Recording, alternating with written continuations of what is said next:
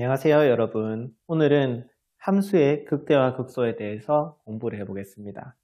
우리는 지금 미분에 대해서 공부를 하고 있습니다.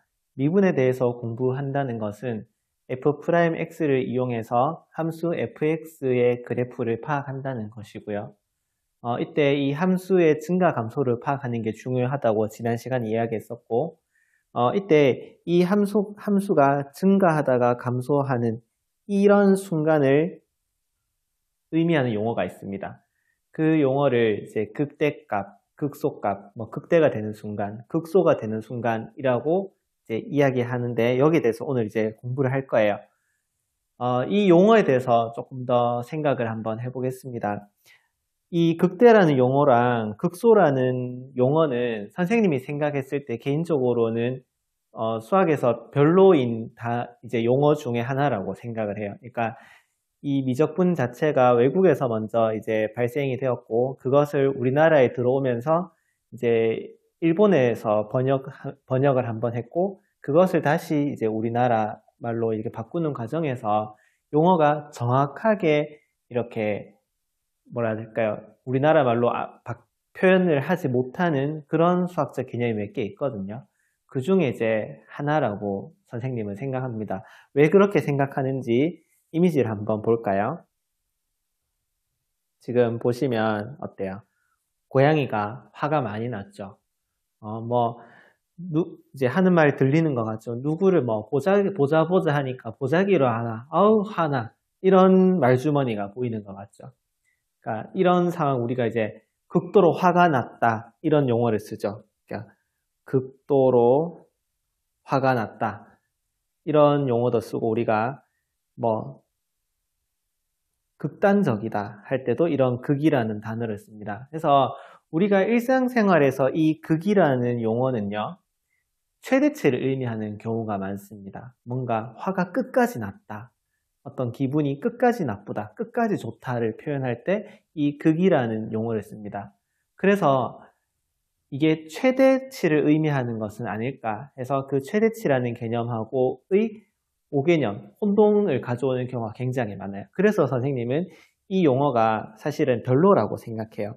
그러면 어떤 용어가 좋냐? 쌤 생각에는 이 극대라는 개념만큼은 영어가 훨씬 정확하게 표현을 하고 있다고 생각합니다. 그래서 극대, 극소 똑같은 개념이니까 극대에 대해서만 선생님이 한번 이야기를 한번 해보겠습니다.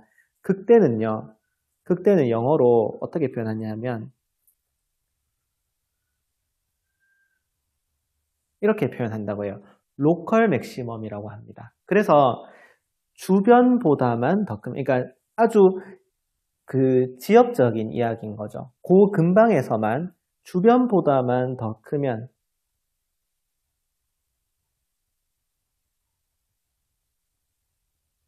극대라고 할 수 있는 거예요. 전체 범위에서 커야 되는 최대값과는 분명히 차이가 있는 개념인 거죠. 그래서 이 말을 주변보다만 크면 극대다라는 말을 그대로 식으로 표현하면 우리 교과서에 있는 극대의 일반적인 정의가 됩니다. 한번 적어볼게요. 함수 fx가 실수 a를 포함하는 어떤 열린 구간에 속하는 모든 x에 대해서 이 fx보다 fa가 더 크면, 그러니까 주변에 a 근처의 x들보다 fa 값이 더 크면 함수 fx는 a에서 극대라고 합니다. 그리고 이때 fa를 극대값이라고 이야기합니다. 사이시옷을 쓰더라고요. 극대값이라고 합니다. 그래서 이 극대값과 극소값을 통틀어서 극값이라고 부릅니다. 적어볼게요.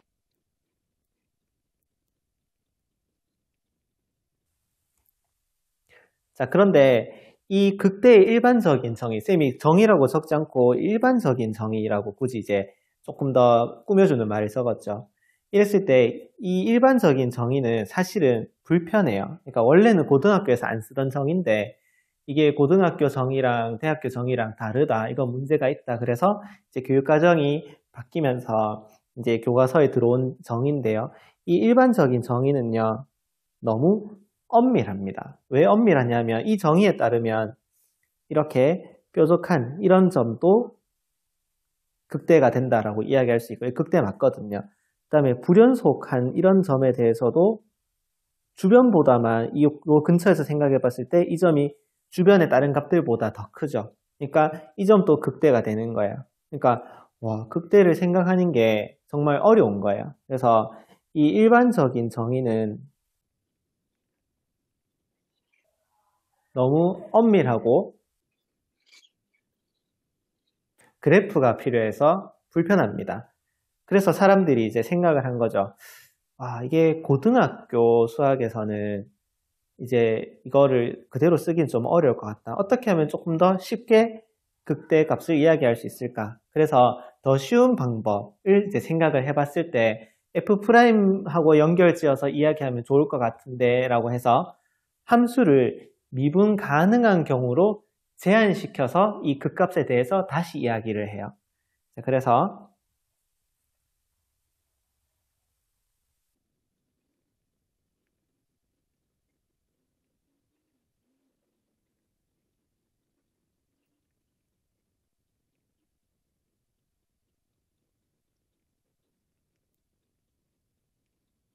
그게 이번에 나오는 이야기입니다.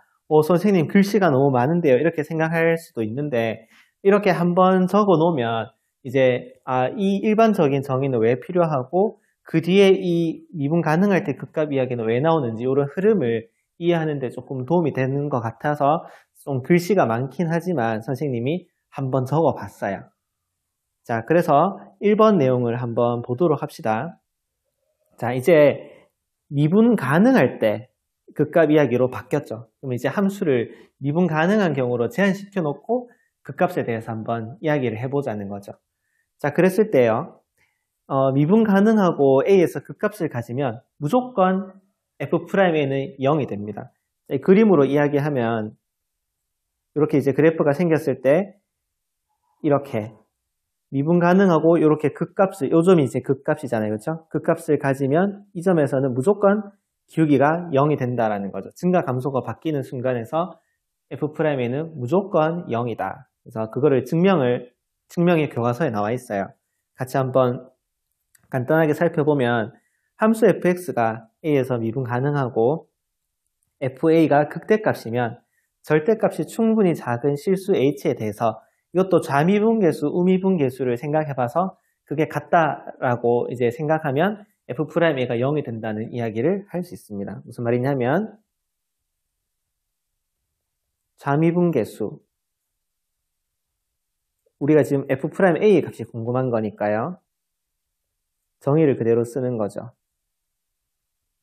그 다음에 우미분계수를 생각을 해봤을 때 지금 이 분자의 형태를 보면 FA가 극대값이라고 했기 때문에 다른 함수값보다는 더 크겠죠. 그러니까 부호가 항상 마이너스인 것을 알 수 있고요. 여기도 마찬가지예요. 이 분자의 부호는 항상 마이너스가 될 거예요.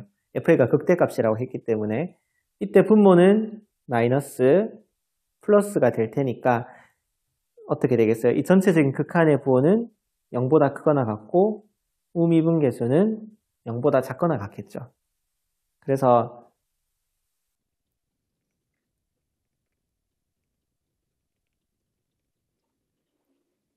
이렇게 F'A가 0이 된다는 이야기를 할 수 있습니다.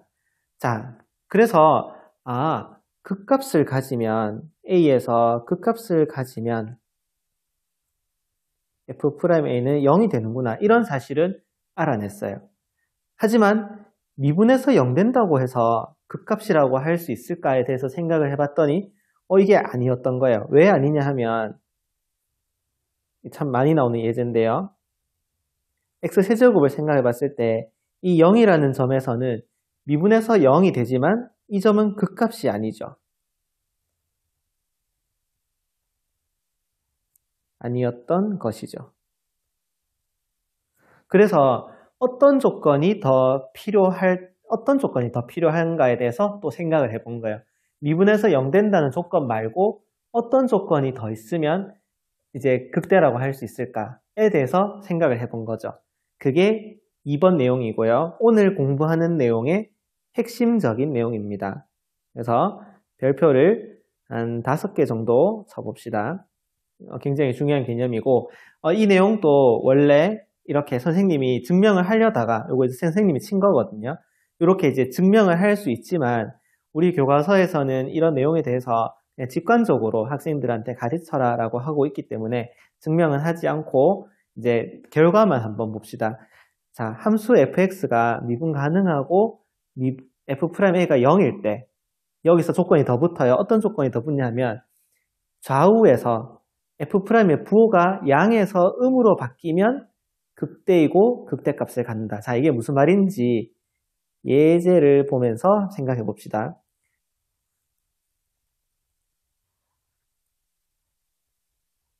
f'x의 그래프가 이렇게 생겼다고 해요. 그러면 이 점, 알파라는 점과 베타라는 점 좌우에서 부호가 플러스, 마이너스, 플러스 이렇게 바뀌고 있죠. 그랬을 때 이 베타라는 점은 어때요? 부호가 마이너스에서 플러스로 바뀌고 있죠. 부호가 바뀌고 있습니다. 감소하다가 증가니까 뭐겠어요?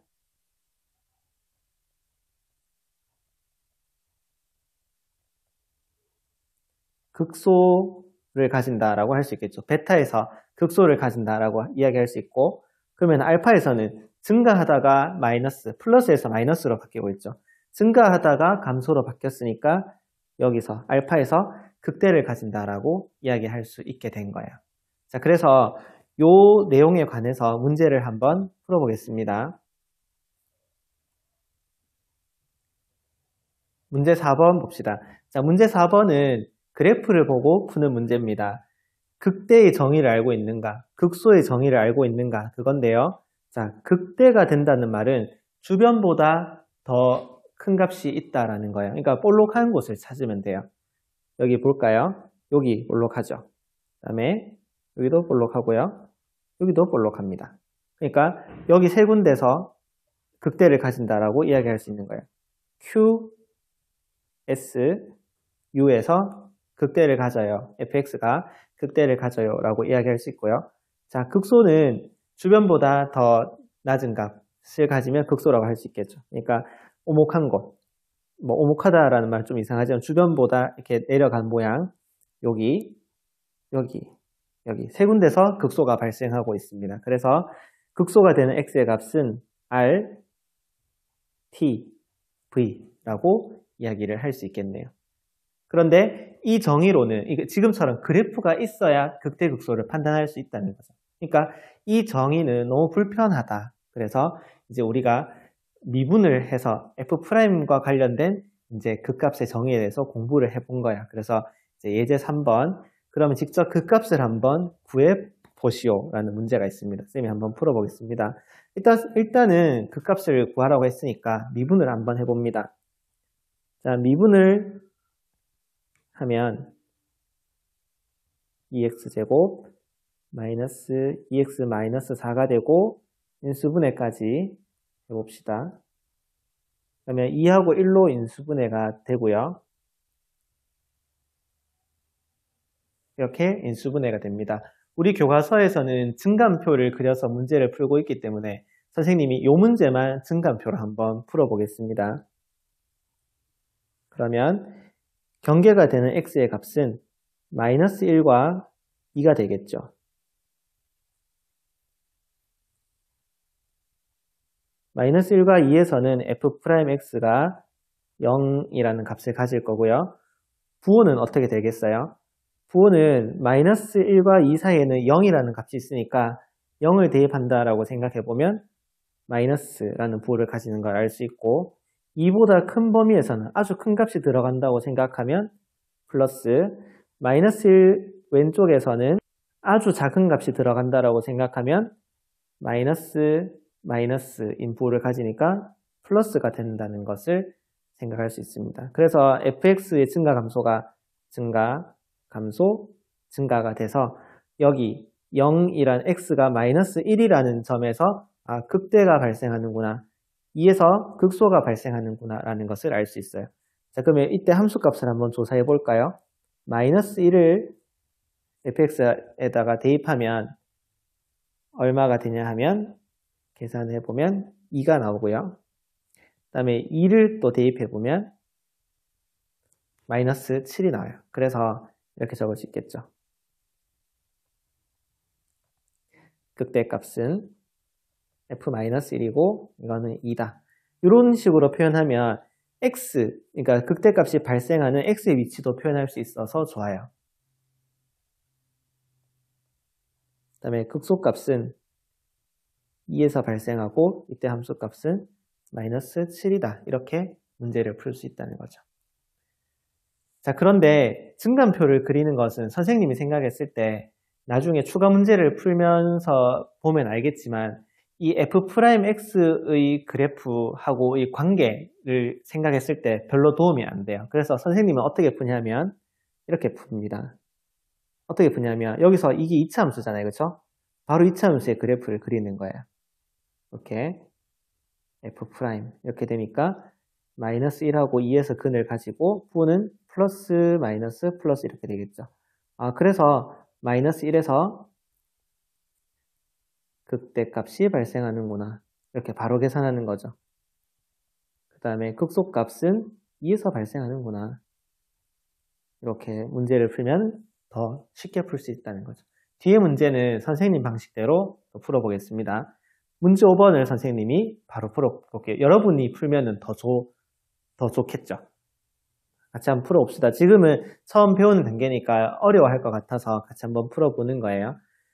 지금 문제 1번을 풀어보면 극값을 구하라고 했네요. 그래서 미분을 해보면 6x제곱 마이너스 3이고 3으로 묶어내면 2x제곱 마이너스 1이고 인수분해를 해보면 루트 2x 마이너스 1 루트 2x 플러스 1 이렇게 돼요. 그러면 f'의 개형은 마이너스 2분의 루트 2 하고 2분의 루트 2에서 해를 가지고 증가감소는 이렇게 플러스 마이너스 플러스 이렇게 이제 되는 거죠. 그러면 극대값은 어디서 발생한다고 할 수 있어요? 극대값은 증가하다가 감소하는 곳이니까 마이너스 2분의 루트 2에서 극대값이 발생하는 거고 극소값은 그렇죠. 2분의 루트 2에서 발생한다고 할 수 있는 거죠. 대입해서 계산만 하면 되는데요. 먼저 계산해 봤거든요. 그러면 이렇게 결과가 나온다라고 할 수 있습니다. 2번 한번 해보시고요. 2번은 극소값이 마이너스 1하고 1에서 발생하고 둘 다 4라는 값을 가지고요. 극대값은 0에서 발생하고 5라는 값을 가집니다. 자, 이제 예제 4번 그 다음에 따라하기 이제 할 건데요. 이 내용은 다음 시간에 필기 먼저 하고 공부를 하도록 합시다. 고생하셨습니다.